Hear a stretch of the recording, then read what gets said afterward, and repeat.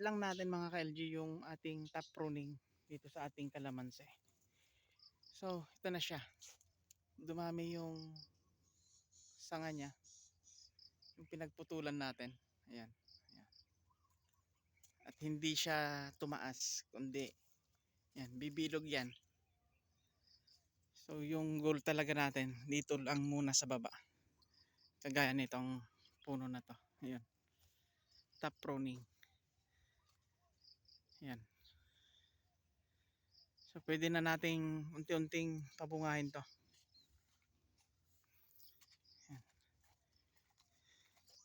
Mag-i-induce na tayo ng dito, pampabulaklak. Abono lang naman, pero hintayin natin na ma-stress muna siya at around mga 2 weeks, 15 days bago tayo mag-abono, then patubig. Okay. Yan o, yung mga tinapron natin, magaganda ng talbos. Yan siya. So ibig sabihin nadami yung source ng bunga. Ayan si Kuya Ray. Kuya Ray! Wala mga Jay, kamusta kayo lahat? Yun, kasama natin siya. Meron siyang project dito, pakita natin later on yung kanyang project. Hindi niya muna daw sasabihin kung ano yung ginagawa niya para ma-surprise tayo. Okay, so yan yung pasilip natin sa ating kalamansihan.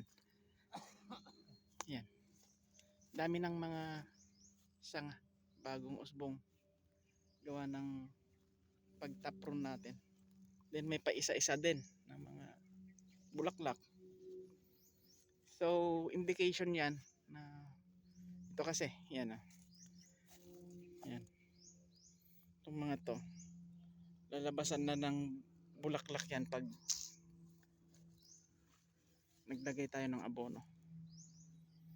Then ang activity natin ngayon is nag-spray din tayo ng contact herbicide at part ng ating weed control.